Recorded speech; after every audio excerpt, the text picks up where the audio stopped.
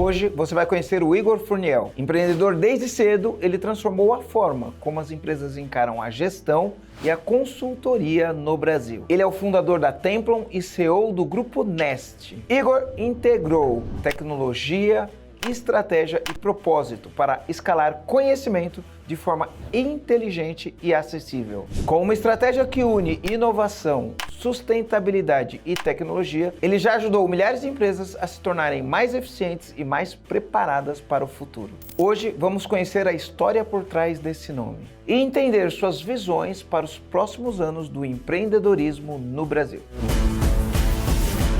Está começando mais um podcast Empresa Autogerenciável. O podcast que vai ajudar você que é dono de uma pequena ou média empresa a acabar com o caos na sua empresa através de uma equipe autogerenciável. Meu nome é Marcelo Germano. Eu sou o Igor Furniel. Show de bola, Igor. Gente, trouxe o Igor aqui porque a gente fez uma pesquisa. A gente teve 9.500 respondentes na pesquisa e nessas 9.500 respostas, o maior problema que eles apresentaram era os dois maiores, né? O primeiro é engajamento de equipe e o segundo é padronizar processos e fazer as pessoas seguirem os processos. São duas coisas, né? Um é fazer o processo, depois padronizar e depois as pessoas seguirem, né? Então eu trouxe um especialista para falar disso. Vamos entender um pouquinho da história do Igor aqui e como que isso ajudou ele. Então, Igor, antes de mais nada, cara, se apresenta aí do jeito que você gosta de se apresentar. Conta um pouquinho da tua trajetória. Boa. Primeiro, prazer estar aqui com você. Admiro o trabalho, admiro o programa. Já é o segundo nosso, né? Segundo. Sem a plaquinha lá. É plaquinha de fã, viu? Plaquinha. Muito bom. Vamos lá. Eu gosto de me apresentar da seguinte forma. Eu sou entusiasta por gestão, por qualidade e por desenvolvimento de empresas. Minha história começou muito cedo. Comecei a trabalhar com 13 anos de idade, dando aula Igual de informática. eu. 13 anos de idade. 13 anos. Eu dava aula de informática, tinha um público muito bem definido. Na época, o computador estava chegando na casa das pessoas. E o marido ia trabalhar e a mulher ficava lá com o computador dentro de casa, não sabia o que era aquilo. Eu dava aula de informática para mulheres. Que legal. Todos os meus alunos eram mulheres, incrível. Eu fui me ligar nisso depois de muito tempo. E eu também montava e desmontava o computador, configurava, comecei assim. Me apaixonei pela tecnologia, fui estudar tecnologia, me formei em processamento de dados. Depois me formei em administração de empresa. E ali, perto dessa época, muito jovem, com 18 anos de idade, eu tive uma experiência maravilhosa. Trabalhei na 3M do Brasil, para mim foi uma das grandes escolas da minha vida. Você trabalhou em Sumaré? Sumaré, na planta de Sumaré. Em controladoria. E ali foi realmente uma escola... Uma escola de gestão, né? Uma escola de gestão. Eu tenho carinho, até hoje eu tenho carinho pela empresa. Você vê tamanha, né, o que é a importância da empresa na vida de uma pessoa. E nessa trajetória que foi muito intensa, eles me deram muita responsabilidade, muito jovem, eu fiz muita coisa legal lá, eu conheci o Six Sigma. Na época, o Jim McNerney assumiu a 3M e ele trouxe da cultura GE, o cara que foi formado pelo Jack Welch, ele trouxe da cultura da GE o Six Sigma na mochila, né, na mala dele. E eu fui convidado a fazer parte do primeiro time Six Sigma da 3M do Brasil. Não. Amei aquilo também. Como bom nerd. Só pra gente explicar, né? O Lean Six Sigma, né? Ele... Talvez quem tá ouvindo a gente nunca ouviu falar de Lean Six Sigma. Boa. Explica o que é essa mentalidade de gestão, né? Porque para mim o Lean Six Sigma é um jeito de pensar a gestão, né? Exato. Mais do que a técnica, mais do que o método, é a mentalidade que tem por trás. Explica para quem tá ouvindo o que é o Lean Six Sigma. De uma forma bem resumida, né? O Six Sigma foi desenvolvido lá dentro da Motorola, um método de gestão que busca, eu posso dizer que busca a perfeição nos processos, porque ele busca a sexta casa decimal depois da vírgula, é 99,99996% de eficiência. De conformidade. De conformidade em processos. E para conseguir chegar nesse nível de perfeição, o método se baseia muito em investigação. Então tem ferramentas clássicas como FEMEA, né? Que é um nome, uma outra sigla também em inglês, para fazer análise de modos de falha e estatística. Então, é muito cruzamento de dados, correlação de variáveis e tudo orientado a processo e projeto. É maravilhoso, não é simples, mas os resultados são grandiosos. Mas quando você fala que é baseado em dados estatísticos, o dono de uma pequena e média empresa, ele pode achar que é complicado isso daí, né? Dependendo do nível de profundidade, ele fica um pouquinho mais complicado, mas o próprio nome Lean quer dizer que é fino, né? Enxuto, né? Ele Perfeito. pode parecer complicado, mas ele é leve, ele é enxuto, tem que funcionar de uma maneira simples, né? Perfeito. E tem uma aplicação para pequenas e médias empresas. Quando eu tenho pensamento com base numa decisão em dados, não naquilo que eu acho, naquilo que eu observo, então eu me preocupo em coletar dados. Se pegar uma padaria, eu quero melhorar a qualidade do pão, eu quero garantir que o pão tenha um processo de produção repetível, né, ter a repetibilidade. Em determinado momento você vai ter um cliente que fala assim, puxa, o pãozinho hoje não estava tão bom. O pãozinho queimou, ou tava mais murcho, ou tava maior. Isso. Um exemplo simples. Eu posso identificar quais são as variáveis que impactam essa qualidade do pão. Vamos supor que a gente chegou aqui em 3 variáveis. O método vai fazer com que a gente meça o processo. Colete dados. Então eu vou pegar lá o dado, eu não sei fazer Farinha, pão. a qualidade da farinha. Isso. O horário que foi feito. E aí você vai aprender... Sabe que eu conheço um pouquinho disso daí. Uma vez fazendo o teste da farinha pro pão, aí testou, bom, essa farinha aqui funcionou. Aí beleza, aí faz a compra da farinha. Só que para fazer o teste, você tá fazendo num pacote de 2 quilos. Quando você compra o fardo de 50. Dá diferença no pão. Dá diferença no pão. Dá diferença, por incrível que pareça, dá diferença no pão. Pois é, você aplicou, tá vendo? O método, ele propõe isso. Mas, para resumir bastante, eu vou coletar esses dados durante um intervalo de tempo. Por exemplo, 2 meses, 1 mês, depende da frequência que você faz. E o Six Sigma, esse pensamento enxuto do Lean Six Sigma, ele vai fazer com que você aprenda a correlacionar variáveis. Será que a farinha impacta? E aí, com cruzamentos e aplicação de algumas técnicas e ferramentas de estatística, a gente consegue ter resposta com base nesses dados. De uma forma muito... Os especialistas ouvindo aí vão ficar bravos comigo, porque eu estou simplificando demais. Mas ó, interessante, né? Aí pensa o seguinte, era uma padaria que abriu uma segunda unidade. A primeira unidade era em um lugar, né? A primeira unidade era em um lugar, a segunda unidade era em outro lugar. Altitudes diferentes. O mesmo ingrediente não produzia o mesmo pão na outra padaria, porque as condições de temperatura e pressão, você subiu na altitude, umidade, condições ele impacta no resultado. Aí você tem que achar qual é o ajuste para você fazer. Aí, por isso que eu falei da farinha. Teve que trocar a farinha, Perfeito. né? E o tempo, né? E serve para todo empresário que está ouvindo a gente, porque olha só, esse exemplo que você deu é magnífico. Poxa, vamos supor, você conhece mais de pão do que eu não entendo de pão. Eu tenho uma hipótese, eu tenho que testar essa hipótese. Então eu saio do campo do que eu acho, da ideia, e eu vou, com base nos dados, validar a hipótese. E aí eu tenho uma validação que ela é inquestionável. Quando eu encontro isso, eu faço o ajuste e aí eu levo aquele processo para uma eficiência maior. E aí você começou a fazer como? Você aplicou na 3M e você montou a Templo. Como foi a história de sair contar essa passagem. do corporativo e se tornar empresário? Estudando o Six Sigma, eu descobri uma cidade nos Estados Unidos que estava implementando o método no governo, em serviços públicos. E aquilo me tocou. E, não coincidentemente, eu fui atrás da informação e a pessoa que estava implementando, cuidando aquilo para a prefeitura, em Fort Wayne, Indiana, era Roger Hurt, o nome dele. Ele era braço direito do Jack Welch. Eu escrevi, sem esperar a resposta, ele me respondeu. Falei, puxa, eu estou muito interessado, estou aqui na 3M, implementando, eu quero entender mais como você está fazendo isso aplicado a serviço. Tem um livro que é o Lean Six Sigma Applied, né? Aplicado a serviço. Ele falou, vem pra cá. Eu peguei o avião e fui. E ele te recebeu lá, cara? Me recebeu lá. Foi sensacional. O cara foi par do Jack Welch. Par do Jack Welch. Ele era... Porque tinha uma ele era um executivo de alta patente. Saiu, ele já era bem senhor na época, acredito que se aposentou, e o prefeito contratou para que ele cuidasse disso lá. E olha que interessante, a prefeitura estava resolvendo problemas nos Estados Unidos.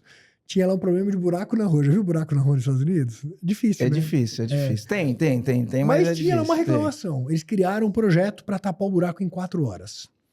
Eles tinham um outro projeto muito interessante que era para abrir a empresa em 4 horas. Um outro que era para resolver problema de combate a incêndio, que eles tinham os problemas lá em Indiana, lá de combate de incêndio. E foi incrível. Eu saí dali mais apaixonado ainda e voltei com uma missão. que bateu no meu coração. Eu falei, puxa, eu vou fazer isso acontecer no Brasil.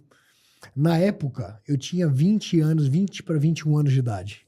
Então era quase que um sonho de criança. Eu falei, eu vou aplicar esse método, igual está acontecendo nos Estados Unidos e no Brasil. E aí começou a minha história empreendedora. Eu acho que a gente precisava, Igor, de uns 1000 jovens da nova geração com essa mentalidade, sabe? Cara, deixa eu aprender alguma coisa que melhora a vida do brasileiro, porque a gente precisa de pessoas competentes fazendo as coisas, né? Sim. Deixa eu pegar ali uns 1000 jovens brasileiros que aprendem um negócio disso e cada um tentando, né, melhorar a tua cidade, e, enfim, alguma coisa do tipo. Essa é uma boa iniciativa, né? Se tivesse 1000 Igors hoje. E esse foi o meu chamado. E por, também não coincidentemente, meu pai na época era vivo ainda, falei com ele a ideia, ele falou, olha, achei interessante, não conheço, e eu tenho um amigo que é prefeito. Você quer fazer isso no governo? Vamos num jantar com esse cara, você apresenta para ele a ideia e ele vai ajudar a validar a ideia. Eu estava ali usando um método que hoje a gente ensina os clientes a fazer, né? De validar a ideia antes de prototipar e validar. Exato. Manual da startup enxuta.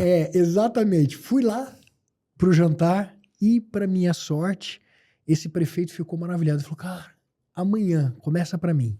Eu falei, não, mas eu sou empregado da 3M. Eu falei, não, cara, pode vir, monta a empresa, vou te contratar, vamos fazer isso aqui acontecer. Na época, cidade de Paulínia, que era uma das cidades mais ricas do Brasil.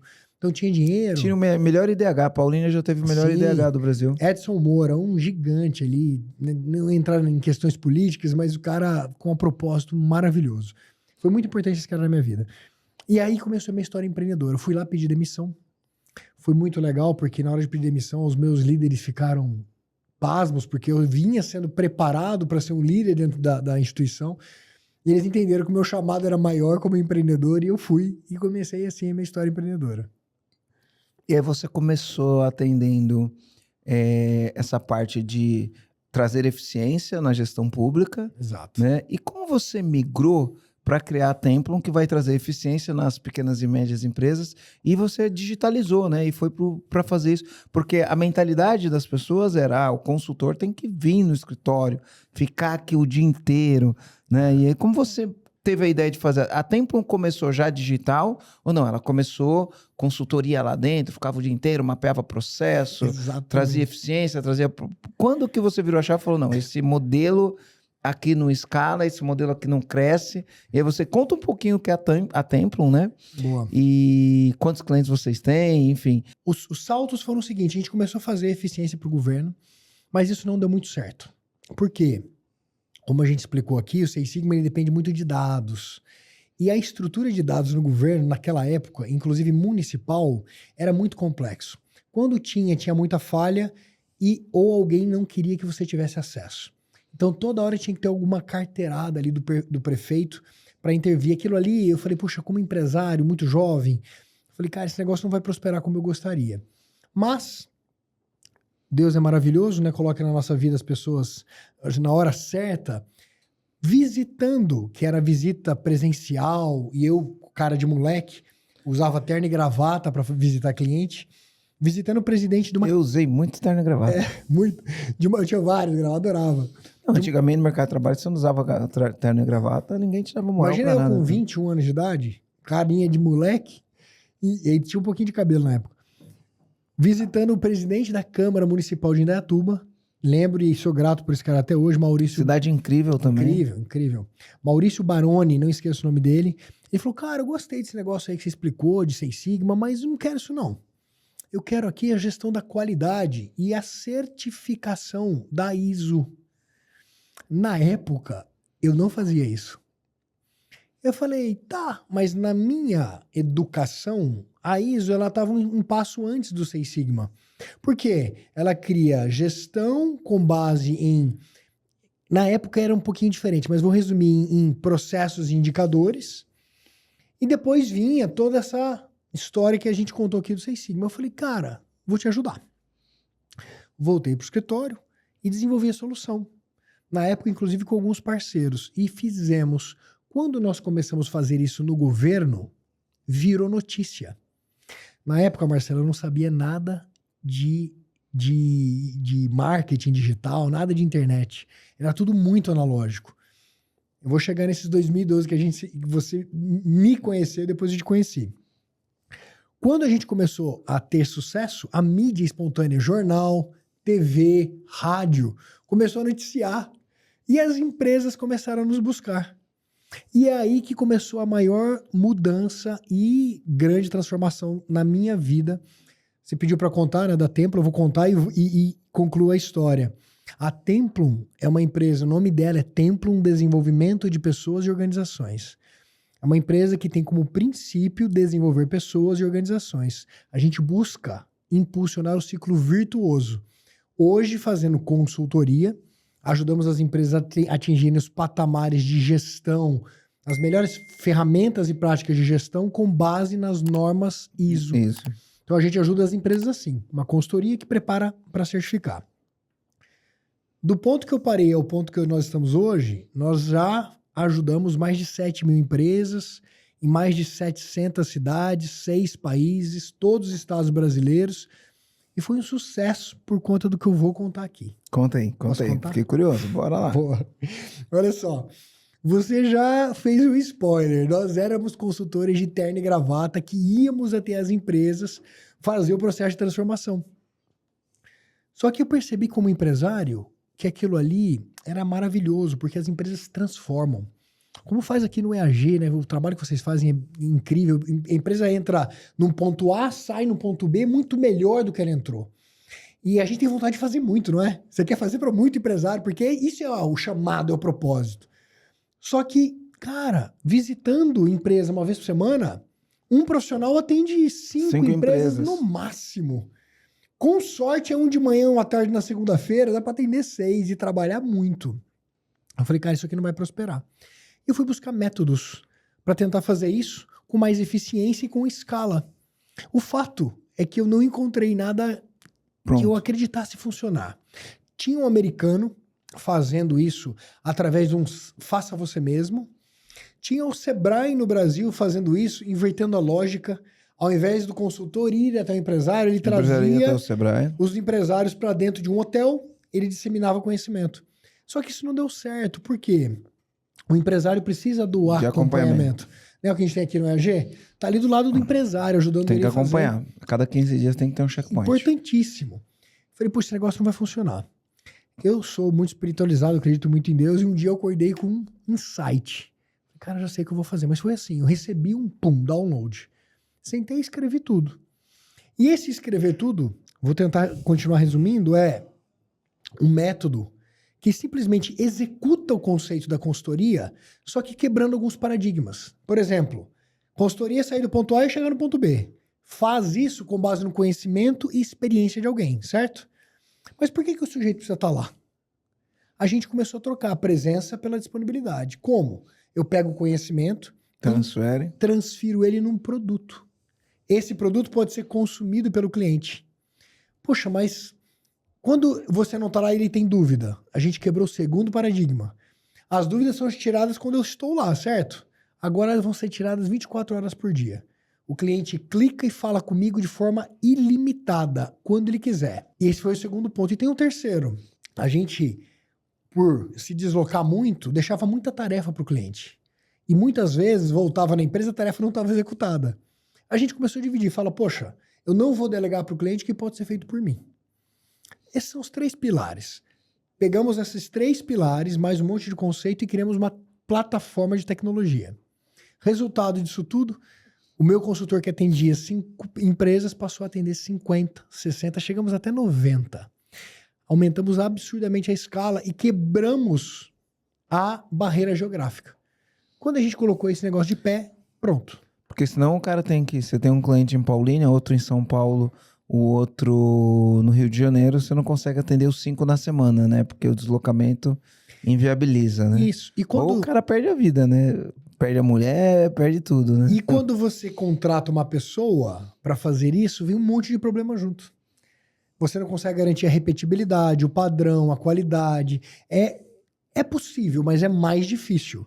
Do jeito que a gente desenhou, todos os clientes vão colher do benefício os frutos do mesmo jeito. Porque vai ser sempre um processo repetido. Exato. Que legal, cara. E aí, disso daí a Templo cresceu, hoje é o Grupo Nest. Conta um pouco mais como que é esse grupo. Boa. Nós viemos nos desenvolvendo quanto empresa. Depois de 7 anos, com muito sucesso fazendo isso, eu tomei a decisão de levar todo o método e a tecnologia para o mercado e ajudar outras consultorias a também escalarem seus negócios. E aí nasceu o Evoluto. O Evoluto é uma solução que é filho da Templo, né? Era um spin-off. Ele nasce dentro de uma empresa e ele é totalmente independente. Então é um filho já maior de idade, tem independência e caminha sozinho. Então essas duas empresas, elas coexistem, elas trocam informações e gestão, mas são independentes. No meio do caminho, me surgiu uma outra oportunidade de ter uma sociedade com uma empresa que é uma das maiores empresas do Brasil em projetos de responsabilidade social e ambiental, que é a NTICS. É uma empresa que executa projetos de responsabilidade social e ambiental e outras questões de ESG para grandes empresas no Brasil. Montamos, nos unimos e o fruto dessas 3 empresas nasceu uma 4ª empresa, que se chama SB Sustainable Business, que é uma empresa que atua na cadeia de fornecimento de grandes empresas. Por exemplo, M. Dias Branco é uma das grandes produtoras de farinha e outros e derivados aqui no Brasil. A cadeia de fornecimento da M. Dias Branco usa uma solução nossa para ter compliance com os itens ESG, por exemplo. E o Grupo Nest é esse acrônimo das 4 empresas, a NTICS, o Evoluto, o SB e a Templo. E nós compartilhamos no grupo propósito, visão, forma de trabalhar, entre outras coisas mais. Nessa jornada toda aí, né? Ajudando ajudando as empresas a organizar os processos, buscar eficiência. Teve algum momento que você olhou e falou, cara, não aguento mais esse negócio aqui, você já pensou em desistir? Já teve um momento que você entrou em pânico? Como que foi essa história toda? Olha, nunca pensei em desistir. Eu sou muito apaixonado por tudo isso, não tenho apego, mas sou apaixonado. Se alguém falar assim, é workaholic, talvez eu aceite esse adjetivo aí, carinhosamente. Porque eu sou apaixonado mesmo. Eu tenho, há 24 anos eu acordo e vou dormir todo santo dia, pensando com muito carinho nesses negócios e em o que essas empresas fazem. Mas, ao longo desses 24 anos, vários momentos já passei apertos, momentos que não me fizeram parar, ter vontade de parar, mas me fizeram aprender, ficar em dúvida, crescer. Ficar em dúvida, talvez não por continuar a jornada, mas sabe aquele momento que o empresário fala assim, putz, cara, tinha que ser tão difícil assim? Precisava passar por isso? O que eu faço agora? Como é que eu lido com isso? Mas algumas vezes. Eu tô ligado. Quem tem 24 anos de estrada aí, eu acho que com 28 anos de estrada, 29, indo para 29 anos de estrada, 96, minha primeira empresa, né? Fora que eu trabalhei com meu pai, enfim. A gente sabe o que é passar perto, né? Porque não foi 1, não foi 2, não foi 3, foi muito mais do que isso. Muito. Que legal. E hoje, dentro da tua operação, você se considera mais um cara executor, mais um cara estrategista, mais um empreendedor visionário? Você tá mais para um executivo tipo estrategista com tático, ou mais para um visionário de olhar para frente e falar, cara, vou criar essas coisas? E como que é hoje? Puxa, que legal essa pergunta. Me faz pensar se eu tô fazendo a coisa certa. Mas hoje, nesse momento, nesse exato momento que a gente tá fazendo aqui o programa, eu estou com muita carga operacional na minha análise. Deveria estar com menos. Eu tô fazendo ajustes, tô fazendo mudanças. Nós estamos numa transição de home office para o presencial em alguns departamentos. Isso me forçou a chegar mais perto da operação. Mas eu vim construindo ao longo desse tempo uma estrada, uma possibilidade de eu estar mais no visionário com o estratégico. Que eu acho que é onde a gente tem que se colocar como CEO de empresa, né? Olhar lá para frente, definir como chegar lá e deixar o time fazer acontecer. Igor, eu quero discutir isso aqui com você, porque é uma coisa interessante. Você era uma empresa presencial, veio a pandemia, você foi para o home office. Você se apaixonou pelo home office, você falou, agora é home office para sempre. E aí, esse ano, você está começando a trazer para o presencial. Montou, né, sede física, montou sede física, está vindo para o presencial, ainda não conseguiu trazer, está enfrentando alguns perrengues aí nessa volta, né? Porque as pessoas acostumaram a trabalhar no home office. Quero falar um pouco de você. Mas antes de falar um pouco disso, eu quero falar sobre isso, sobre essa transição, vou falar um pouquinho de processo, mas antes de falar isso, deixa eu falar uma coisa aqui para quem está assistindo a gente. Cara, se você é empresário, se você vive no caos na sua empresa, se você tem uma daquelas duas maiores dores que eu disse, né? Engajamento de time, padronização de processos. O programa EAG é um programa feito para donos de pequenas e médias empresas que sofrem com esses problemas. Não só esses problemas. Por exemplo, a nossa pesquisa apontou que pessoas têm muito problema de fluxo de caixa. Eu sempre falo, você não tem problema de fluxo de caixa. Fluxo de caixa é sintoma. É sintoma de algo que você está fazendo errado na sua empresa ou algo que você está deixando de fazer. Então, é sintoma. E tem muitas pessoas que falaram que tem problemas de vendas. De novo, vendas não é um problema, né? É sintoma, é alguma coisa que está fazendo ou deixando de fazer, porque no final do dia não existe falta de vendas. A gente precisa entender isso. Se você tem qualquer um desses problemas aí e você quer resolver, quer acabar com o caos na sua empresa, quer ter uma empresa que funciona, que você tenha processos organizados, um time engajado, tenha fluxo de caixa e que você cresce, você vende, traz clientes, mantém os clientes. O programa EAG é o programa ideal para isso. Não é uma corrida de 100 metros, né? A gente acompanha você na jornada, mas é o programa ideal. Para você saber mais, tem um link aqui na descrição, se você estiver assistindo no YouTube do vídeo, né? E tem um link também no Spotify, se você estiver assistindo no Spotify.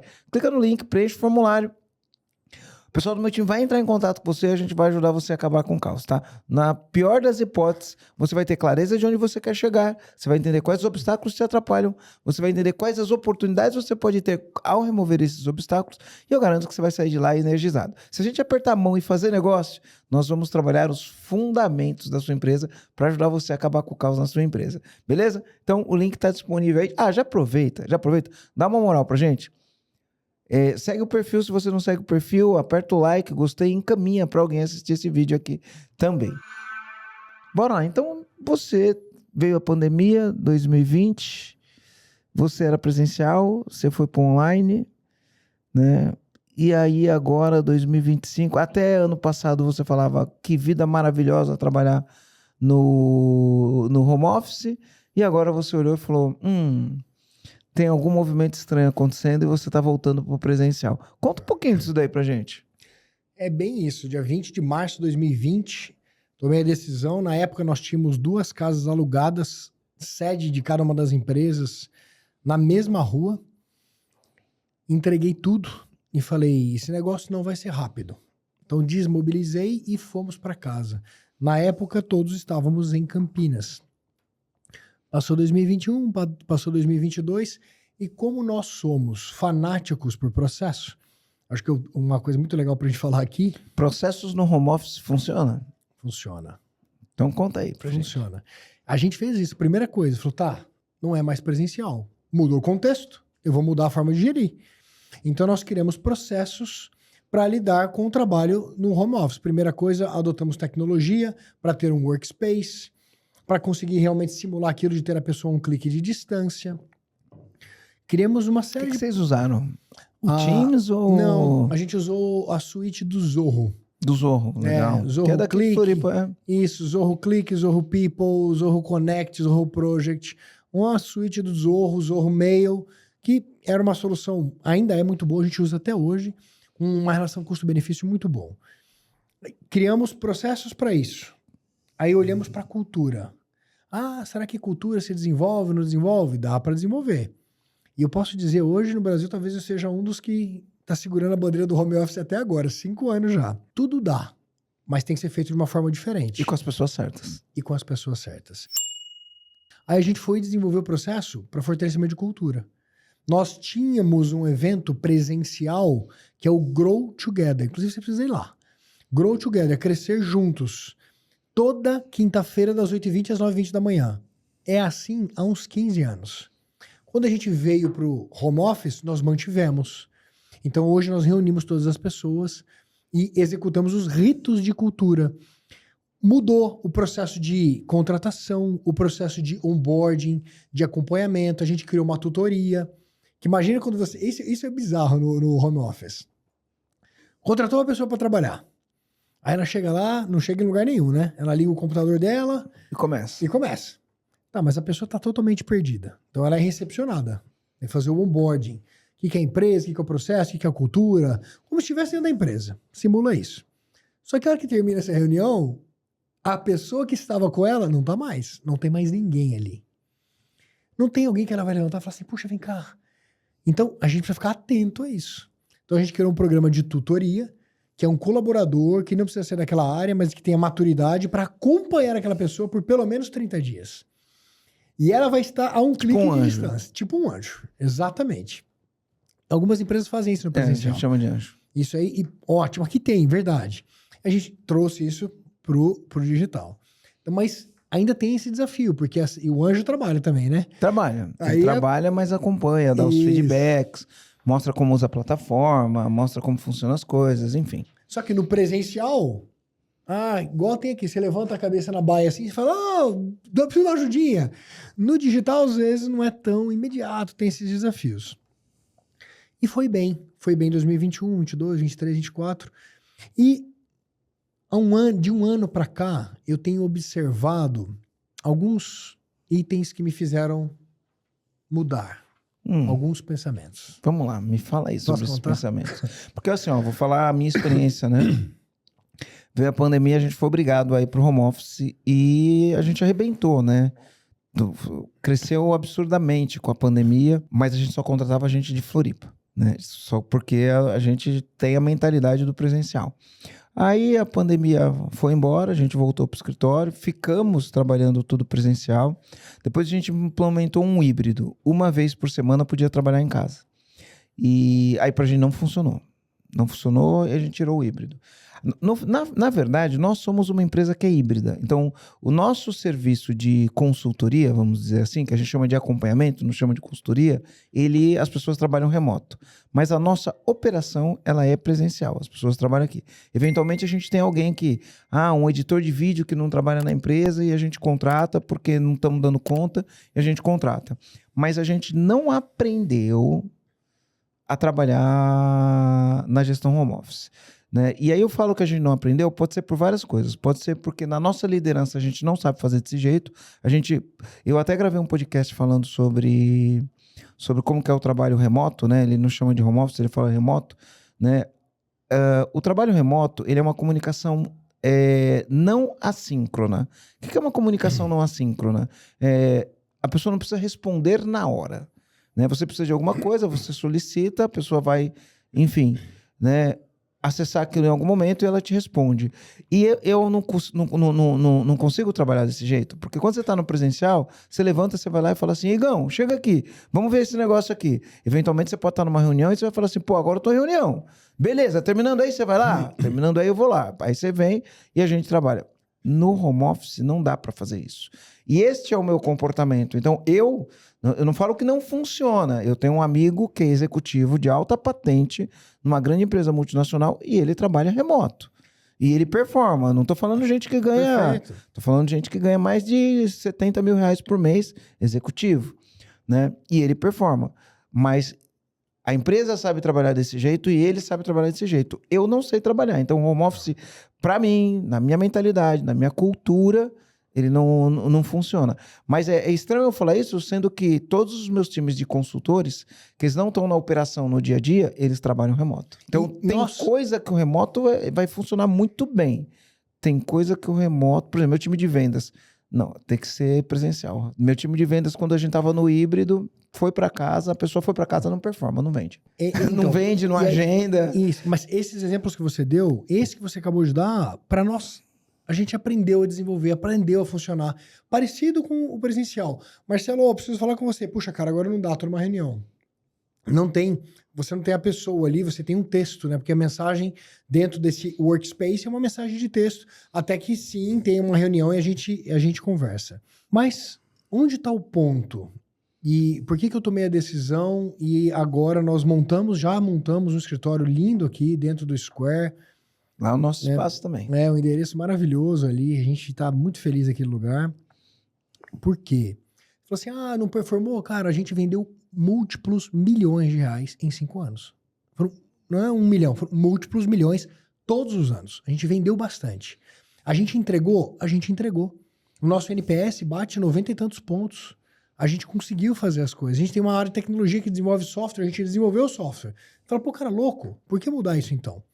E eu acho que vem a veia empreendedora. Porque eu percebi que em alguns lugares tem um limite que você não consegue ultrapassar. E vou ser bem claro nisso. Por exemplo, eu tinha na época, antes da pandemia, jovens líderes que estavam sendo desenvolvidos. Na pandemia, eles foram para casa. E a gente continuou desenvolvendo. Só que eu percebi que a curva de desenvolvimento de um jovem líder é muito mais lenta. Muito mais lenta. E eu temi pela carreira das pessoas. Eu vou falar uma coisa aqui, depois o pessoal vai dar bordoada em mim, eu sei, mas eu vou falar porque eu sempre falo a verdade. Eu me deparei com uma pessoa de 27, 29 anos, que pra mim não é mais jovem assim, que parece um júnior. Apesar de ter 4 anos de experiência. Essa pessoa deveria ter passado desse ponto já. E aí me trouxe essa reflexão. Eu falei, cara, se tivesse do meu lado, como é que seria essa pessoa? E eu adoro experimentar. Eu fiz experimentos. Trouxe a pessoa, fica aqui do meu lado 15 dias. Foi absurdo o desenvolvimento em 15 dias. Eu falei assim, nossa, chefe, eu tô vendo coisas aqui que eu não ia conseguir ver. E me trouxe um choque de realidade. Eu falei, e você matou a charada alguns minutos atrás. É incrível. Serve para todo mundo? Eu aprendi que não. Não serve para todos os momentos? Não. Tem coisas boas, maravilhosas. O nosso time, por exemplo, de consultoria, eu não vejo esse time hoje 100% ali presencial ainda. Por quê? Porque é muito intenso. E a nossa consultoria é digital. Então, a maior parte do trabalho deles está ali em atender o cliente através de uma tecnologia. Mas o momento de desenvolvimento deles é importante para criar o grude, a cola no time, fortalecer a cultura. É possível no digital? É, mas no presencial é mais intenso. É mais pele. Isso faz diferença, eu percebi que faz. O time comercial, por exemplo, a gente vendeu milhões de reais. Mas eu acredito também que se a gente estivesse junto, a gente teria vendido mais. E o que o empreendedor quer? Vender mais. Vender mais. Ter mais lucro, ter mais eficiência. Ter mais lucro, ter mais eficiência.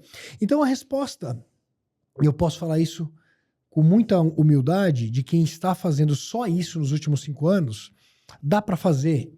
Dá. É possível. É possível. A estrutura é mais leve, você não paga aluguel, você não compra móvel, você não tem que montar uma instalação, gasta uma fortuna. Pois é. Mas, por outro lado, eu acho que você tem ganhos e perdas. A minha decisão, por exemplo, foi pagar um auxílio home office para todo mundo. Então, ela meio que paga. A gente paga um auxílio de R$6.000 por ano para ter cadeira, ar-condicionado, computador, todo ano. Se multiplicar isso, tem 60 funcionários, dá para ter um baita escritório com esse dinheiro. Verdade. Então, fica meio que elas por elas. Mas a minha conclusão é, para romper algumas bolhas, romper algumas barreiras, a gente precisa voltar a ter a pele. Entendi. A importância do contato humano no dia a dia, né? O ser humano não foi feito para ficar isolado. Mas olha só, olha que interessante. Eu aprendi uma coisa. Igor, eu vou fazer 52 anos. Eu vejo as discussões na internet. Infelizmente, a internet é lugar de conversa rasa, na maioria das vezes, principalmente se for cortes, né? Igual a gente faz no Instagram, enfim. É terra rasa. No final do dia, é terra rasa, né? E aí, outro dia, saiu lá uma reportagem, né, falando da geração Z. E aí eu acho uma coisa estranha, porque eu tenho falado o seguinte, cara, só o fato de você falar geração Z, isso já é colocar um rótulo. O que é colocar um rótulo, né? Quando você olha para a geração, você coloca um rótulo, você fala geração Z. E o que o rótulo faz? O rótulo limita, o rótulo diminui. Todo rótulo diminui, né? Então, por exemplo, você falar que assim, ó, aquele cara é lerdo. Você põe o rótulo nele de lerdo. Aquilo diminui a pessoa, né? Ele pode ser lerdo, mas ele é outras coisas além de lerdo, né? Ele é outras coisas. Às vezes ele é um cara muito inteligente, é um cara que tem, enfim, outros tipos de habilidade que para a empresa essas habilidades são úteis. Mas quando você colocou o rótulo de lerdo, ele é só lerdo e nada mais disso. Então, quando você fala geração, você já coloca um rótulo. E aí você coloca todo mundo na mesma caixa. Aí eu vejo lá as pessoas falando, olha, pesquisa mostra que a geração Z confessa que já assistiu o streaming trabalhando de home office.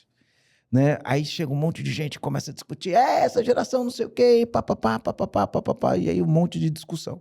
Aí, a pesquisa mostra que a geração Z assiste streaming no trabalho presencial. E aí chega um monte de gente, vai discutindo. Eu não gosto dos rótulos, né? Eu aprendi agora é o seguinte, observa por cima, analisa as coisas sem generalizar, porque quando você põe rótulo, você generalizou. Todo mundo que nasceu de tal ano é desse jeito. E não é verdade. É verdade. Na minha geração, isso não era verdade. Entendeu? Não é verdade. Né? E outra, quando você coloca um rótulo para falar a geração Z, quer dizer que a tua geração foi melhor que a geração Z. Né? E isso também não é verdade. Né? Não quer dizer que foi, não quer dizer que não foi. Não é verdade. É só uma inferência que as pessoas fazem quando colocam o rótulo. Né? Mas a grande dificuldade das pessoas, eu acho que ela vai estabelecer ali na base da confiança. Pô, o cara trabalhando no home office, será que ele está trabalhando? Será que ele não está? Mas no presencial será que está trabalhando? Ou será que está, enfim, né? Eu acho que esse aqui é a coisa a ser discutida. E então, quando eu falo assim, pô, eu, Marcelo Germano, eu não sei ser um líder remoto. Eu não sei ser um líder remoto. Então, para mim, não funciona, né? E essa geração é uma geração diferente. Tá? E é uma coisa que eu preciso aprender, entender essa geração além do rótulo. Porque o que eu vejo? Eu vejo gente excepcional nessa geração. Gente excepcional. Gente rápida, gente inteligente, gente acima da curva, gente acima da média. É difícil. Por exemplo, quando a gente quer contratar, é difícil? Nem é difícil contratar. Só que você contrata uma pessoa assim, cara, ela fica 5 meses e vai embora. Voa, vem alguém e leva. Né? Paga muito mais. E a gente é pequeno. Né? Então não dá para ficar generalizando. Tem os bons. Assim como tem aqueles que... Né, vai estar trabalhando e vai estar assistindo streaming no home office. Não dá para generalizar a conversa. Você teve problema com isso trabalhando no home office? Performance, sim.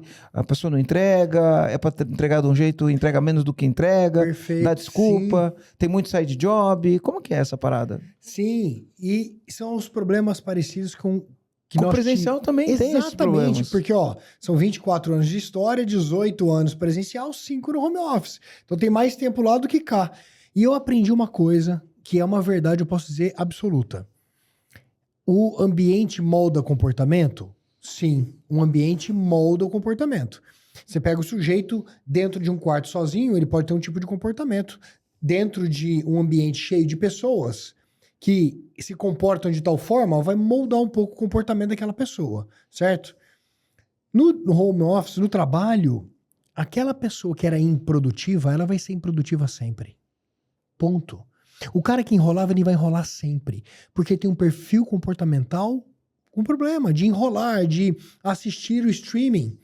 Então o sujeito que espera você passar e dar um alt tab, porque ele tá no YouTube vendo alguma coisa, ele tá ligado que você tá passando, ele dá o alt tab para fazer de conta que tá trabalhando.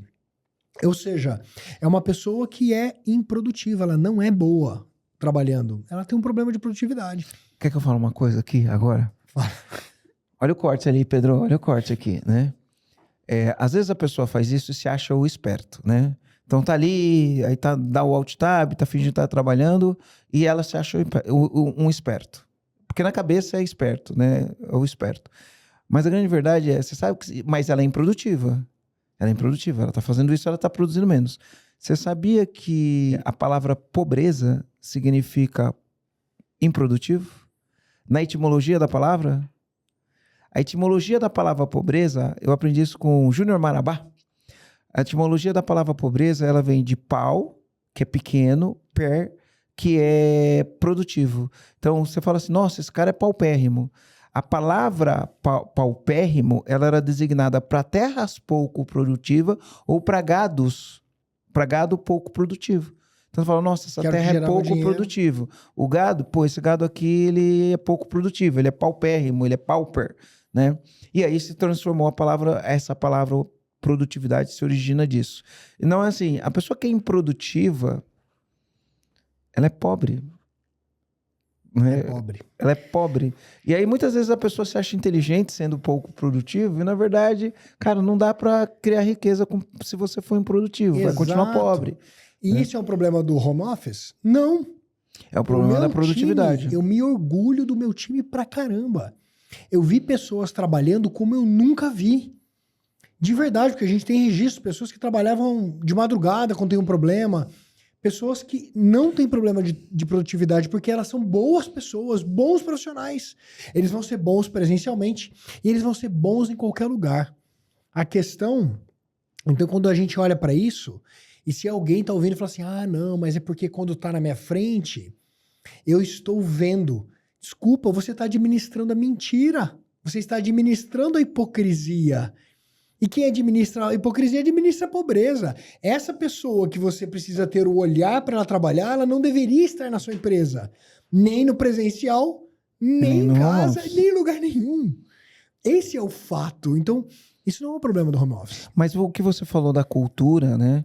O ambiente sempre vence, né? O cara tá numa empresa, as pessoas estão ali o tempo inteiro, a gente estuda, a gente se desenvolve, descobre novas soluções, as pessoas comemoram esse calor, essa energia. No presencial é de um jeito, no home office é diferente. É diferente. A gente se esforçou muito. A gente fazia happy hour, a gente mandava cerveja pra casa das pessoas, mandava salgadinho, aí marcava reunião, vamos fazer happy hour.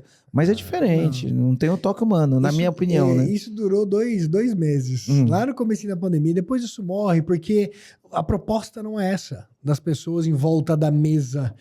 Então, o que a gente percebeu da cultura, Marcelo, foi... Tá, não queremos perder. A gente tem uma empresa que sempre foi reconhecida por uma cultura muito forte. E sabe que a gente recebeu muitos elogios de pessoas que vieram? Porque muitos eu contratei e nunca encontrei. E elas vieram e falaram assim, nossa, você tem uma cultura forte na empresa. Isso para mim era um grande elogio, porque a pessoa vivendo esse ambiente à distância, mas nós nos esforçamos muito para isso. O que você fez para criar essa cultura forte? Além da tecnologia, como que era? Você tinha os rituais, como que eram os rituais? Porque a cultura a gente vai criar com rituais, né? Com os valores, com os símbolos, com os artefatos, enfim. Como que você fez para criar essa cultura? Perfeito. Fazendo tudo isso que você já é o mestre, já resumiu. A gente tem um grupo no WhatsApp que a gente não fala de trabalho. A gente só fala de vida. A gente compartilha coisas além do trabalho. Porque a conversa de trabalho é lá dentro do workspace. Do Zorro, isso. Então ali a gente felicita as pessoas, a gente compartilha pensamento, eu saio da academia, mando lá uma palavra, estimulo que as pessoas troquem coisas, porque a gente tem que trocar muito. Me diz aí, nasceu seu filho, manda foto. Você treina, onde você treina, como é que é? A gente está estimulando isso a todo momento. Toda quinta-feira, Grow Together, eu faço abertura. Repetição. Valores, a gente trabalha todo ano. Escolhe lá, são 10, a gente escolhe 3, 4 por ano e aquilo ali é trabalhado o ano inteiro. Adotamos os 4 compromissos de Dom Ruiz. Aquilo é aplicado com força em todos os contatos e trocas humanas. Fala dos 4 compromissos aí, seja impecável com sua palavra, não leve nada do lado pessoal, não tire conclusões precipitadas e dê o melhor de si. Esse é o mestre. Esse é o mestre. Dê o melhor de si. Como que você faz isso à distância? É fácil. Porque dar o melhor de si, você dá o melhor de si no banheiro, trancado, no seu quarto, em qualquer lugar do mundo. Porque isso é um comportamento. Isso não precisa ser observado. Onde está o ponto, então? O ponto maior está principalmente na pele e no desenvolver.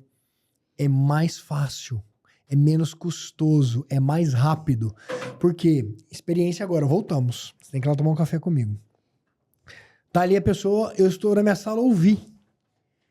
Falei, vem cá. O vendedor estava fazendo uma venda. Senta aqui, tenta essa abordagem, vai lá. Aí ele foi. Chefe, incrível, volta cá. Você fala, poxa, Igor, mas vocês não estavam fazendo isso à distância? Fazemos, vou contar como. Todas as reuniões são gravadas. Uma vez por semana, sexta-feira, é feita uma análise 360. Todo mundo tem que ver a reunião e escrever o que tem de bom e o que tem de ruim. E os colegas aprendem uns com os outros, à distância. Fazer o roleplay à distância. Mas, olha essa oportunidade. Eu ouvi a conversa. Vem cá, volta lá, vem cá de novo. Essa troca é quase impossível. Fazer isso de maneira remota. Que legal, cara, que legal. E o que você acha que os empresários Quais são os erros que os empresários cometem quando eles resolvem empreender? Que tipo de erro que eles cometem? Principalmente se a gente for falar para processo, né? Porque eu gosto de falar o seguinte, ó. A gente tem... Todas as empresas vão ter 3 tipos de problemas, que são os problemas normais, são os problemas anormais e são os problemas patológicos. O que eu quero dizer com isso, de problemas normais? Né? As empresas têm fase. Então, quando o cara começa uma fase, a empresa, ele vai ter um problema normal, mistura conta pessoa física com conta pessoa jurídica, são problemas normais de uma fase da empresa. Né? É mais ou menos assim, ó, um bebê de 2 anos tem um problema normal, ele faz xixi e cocô nas calças, é normal, você já espera isso. Mas é um problema, né? Toda hora tem que ficar limpando fralda, mas é normal. Se tiver 4 anos e tiver fazendo xixi e cocô nas calças, já é anormal, já era para ter tirado. Se tiver com 8 anos, esse problema é patológico, vai prejudicar a qualidade de vida dessa pessoa no meio da sociedade, né? Então vai ter que andar de fralda junto com os amiguinhos na escola, vai jogar bola, vai fazer cocô nas calças no meio do jogo de futebol, vai comprometer a qualidade de vida, né? E então tem erros. Quais são os erros que os que estão começando comete? E quais são os erros que as pessoas que estão avançando, quando chega a hora de padronizar o processo, comete? Perfeito. Ó, comum e só na emoção, muita emoção. Vai muito no empírico. Então eu tive uma ideia, eu vou ter um negócio e em geral eu vou ficar rico, né? Vai dar muito certo. E pode ser que dê certo. Mas não cuida do básico. O que é o básico? Tá, primeiro, tem minimamente uma projeção? Seu produto vai vender por quanto? Qual o volume esperado? Qual que é o custo? Quanto isso gera de resultado? Qual que é a margem de contribuição do produto? É uma planilha simples, produto mês a mês, no horizonte de tempo. Tá, esse produto é uma ideia que você teve, você acredita que as pessoas vão querer? Será que resolve uma dor, um desejo? É uma dor latente, um desejo ardente? Você validou, tem uma expressão em inglês, né? O go to market, o ir para o mercado. Valida a ideia. Hoje, a gente tem muito recurso tecnológico, tem muitas facilidades para validar uma ideia. E muitos o cara vende o carro, endivida a casa, pega dinheiro emprestado, só no tesão, só na crença. Putz, mas o mercado não queria isso. Fez? Eu fiz. Eu me quebrei. Essa eu não sabia. Eu fiz. A história da Luma é isso. Eu olhei e falei, esse ponto é incrível, vou abrir um escritório de despachante aqui, vou ficar rico. Peguei dinheiro emprestado, abri e, eu achava que no primeiro mês eu ia pagar as dívidas, porque eu não tinha dinheiro para fazer, né? Ia ter lucro no primeiro mês e ia pagar todas as despesas e todas as dívidas.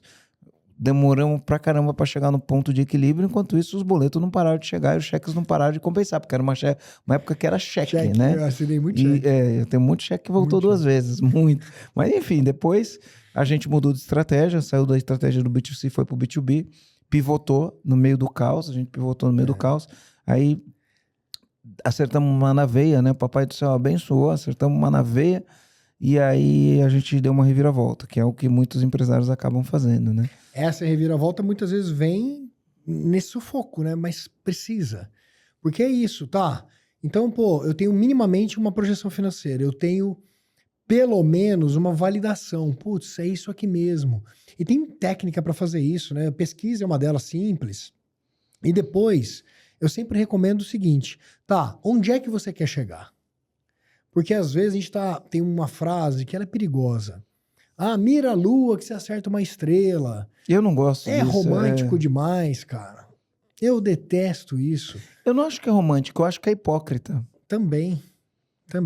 Eu acho que não é mira a lua. Não, filho, vamos mirar e acertar. Porque eu tenho uma projeção coerente. Vou mirar a lua, parece um negócio inexequível.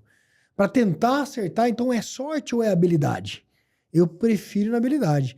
Então, clareza onde você quer chegar e a gente entra no processo. Tá, o empreendedor que está começando, ele tem que pensar o seguinte, quais são os processos necessários para chegar lá? Vou ter um despachante? Pelo menos eu tenho que ter aqui a forma de receber as pessoas, de entender e organizar os problemas, depois de endereçar isso, de dar a devolutiva. Esses aqui são processos básicos. Aí, eu vou ter que faturar, eu tenho que saber faturar e gastar. eu gosto de fazer esse exercício. Um dia por processo. Tá começando, você não tem tanta coisa assim. Como é que eu vou faturar? Como é que eu vou receber? Como é que eu vou vender? Como é que eu vou... E se você simplesmente responde essas coisas, você evita muito do caos, né? Muito do caos que os empresários se colocam no caos. Escreve lá qual que é o meu sistema de atendimento, qual que é o meu sistema de produção, qual é o meu... Quando eu falo sistema, eu não estou falando de tecnologia, né? Eu estou falando qual que é o processo que eu uso para atender, qual que é o processo que eu uso para pagar, qual que é o processo que eu uso para operacionalizar aquilo, né? Por que eu vou me colocar numa situação de reagir, de desviar da bala toda hora, pô? Então, muitos empresários, aí começa, às vezes, e por sorte, ou por muito suor, vai dando certo, aí vem o problema, ai meu Deus, eu não sei, aí sai correndo. O sair correndo desvia o foco e é sempre uma perda, ou de tempo, ou de dinheiro, ou de credibilidade. E para as pessoas que têm esse problema de padronização de processos, né? Eu sempre falo, são 3 coisas: pessoas, processos e tecnologia. Sempre. Mas as pessoas têm um problema com as pessoas, com os processos e com a tecnologia no final do dia, né? Para a pessoa que tem problema de processo, qual que é a tua recomendação? Como que ele melhora isso? Boa, vou deixar bem simples. Simples. Bem simples. Ó, pensa o seguinte, todo processo, por definição, é algo em movimento. Porque ele depende de uma entrada e vai gerar uma saída. Vamos dar um exemplo aqui do processo de faturamento. Faturamento, para dar certo, a saída dele é o boleto para o cliente pagar, a emissão da nota ou a ordem de pagamento para o cliente. Ou a mercadoria está pronta e você despacha ela no logística, saiu no caminhão, tem que fazer o faturamento. Eu sei que O aqui faturamento não, a emissão da nota fiscal, esse é né? o desejo de saída. Isso. Mas todo processo, por definição, vai ter uma entrada. Tá, o que eu preciso aqui na entrada? Ah, eu preciso da venda fechada, saber o Contrato volume, assinado. contrato assinado. Ó, a dica aqui. Se a gente começa a anotar essas coisas, fala, opa, então eu preciso, para a saída dar certo, eu preciso que essas entradas funcionem. Entre esses 2 mundos, as entradas e as saídas, é onde acontece a transformação, as atividades, a operação. E aqui, Marcelo, eu poderia dizer que tem muitos segredos, mas eu gosto de simplificar. Não tem muito segredo. Tá, quais são as atividades que precisam ser executadas? E tem um pulo do gato. Para cada atividade que você pode, de uma forma simples aqui, listar, faça isso, um checklist. Pá, 1, 2, 3, 4, pensa o seguinte. Uma atividade que é executada com defeito gera uma saída defeituosa. Vai gerar retrabalho. E sempre quem paga é o lucro. Sempre. Você pode não estar medindo, mas eu garanto, depois de mais de 7.000 empresas atendidas, que é o lucro. Ó, retrabalho. Eu vou ter que fazer de novo. Já ficou menos produtivo. Se fosse super produtivo, ao invés de 3 pessoas, talvez você usasse 2. Quem pagou foi o lucro. Se é um processo fabril, pior ainda. Porque você acrescentou mão de obra, matéria-prima, máquina, energia. Todos os custos, chegou lá no final e defeito. Não, mas o meu processo, eu consigo inclusive reciclar isso. Pouco produtivo, perdi tempo de máquina. Então, se eu olhar só para essa parte que eu gosto de dividir assim, parte de cima e de baixo, a parte de cima, né? Quais são as entradas? As atividades que precisam ser executadas para gerar aquela saída sem defeito, escreve tudo isso. E aí tem mais um pulo do gato. Se a gente não medir essas coisas... Por isso que tem entrada, por isso tem saída, onde você tira o indicador. Não dá para melhorar. Exatamente. O mestre é o mestre. Então eu preciso medir. O que eu estou medindo? E o erro, Marcelo, que eu vejo muitos empresários cometendo é criar um monte de indicador. Não, na minha empresa eu tenho 500. Isso é uma besteira. Você tem que ter o essencial para mostrar se aquela saída é problemática ou não, se a atividade foi executada ou não. Por exemplo, o indicador aqui do processo de faturamento, o volume de notas emitidas é um indicador importante. Estou emitindo muita nota, pouca nota? Eu quero saber se... vai me ajudar a saber se a empresa está indo bem ou mal na emissão de notas. O que mostra o defeito aqui? O volume de retrabalho, de notas reemitidas. Eu vou medir isso. Porque se eu estiver gerando muito defeito, eu quero entrar lá e corrigir. Aí tem um segredo para corrigir, que também não é difícil. Ô Igor, a gente vai encaminhar aqui pro final, mas antes da gente encaminhar pro final, a gente tem aqui uns rituais que eu queria falar com você, que é o nosso ritual do comando, né? Então qual o comando, né, que você deixa. Antes de você falar qual o comando, eu vou falar aqui qual foi o meu comando dessa conversa. E aí depois você fala qual é o teu comando e onde as pessoas te acham na internet. E eu quero que você deixe uma mensagem para essas pessoas aqui, beleza? Então, o meu comando daqui, né, é que Lean é um jeito de pensar. Então, pensa leve, né? Para mim, esse é o comando, né? Tua empresa tem que pensar leve. Eu vejo muitos empresários complicando, né? A gente, quando vai ensinar gestão, a gente fala que tem uma metodologia que chama KISS, né? Keep it simple, né?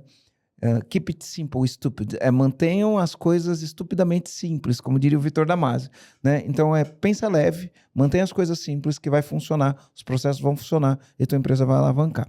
Qual comando que você deixa e onde as pessoas te acham, Igor? Boa. Meu comando é o seguinte, vou me inspirar aqui no finalzinho do processo. A repetibilidade garante o seu lucro. A repetibilidade garante o seu lucro. Se você definir o processo direitinho e garantir que ele vai acontecer sempre da mesma forma, você tem menos defeito, menos ruído no seu lucro. Então, garante a repetibilidade das atividades e dos processos que você vai garantir o seu lucro. Tem outro comando aqui, que foi o que você falou, né? O retrabalho, quem paga é o lucro, né? O retrabalho, quem paga é o lucro. O retrabalho, quem paga é o lucro. Ou um processo ineficiente, quem paga é o lucro. Não seja ineficiente, porque se você for ineficiente, quem vai pagar é teu lucro. Boa. E Show. eu estou no Instagram, Igor_Furniel, a templum.com.br, minha empresa de consultoria, o evoluto.com é a empresa de tecnologia que ajuda consultorias na digitalização em escala. Que legal, cara, que legal. Igor, eu queria agradecer aqui, parabéns pela sua história, tá? Uma história incrível aqui. E só pra gente finalizar, né? Se você for dar um conselho para quem tá começando agora, qual conselho seria? Para quem está começando agora, tem um conselho que é o melhor: inteligência artificial. Não começa sem olhar para isso. Agora é a onda. Quem não surfar vai se arrepender.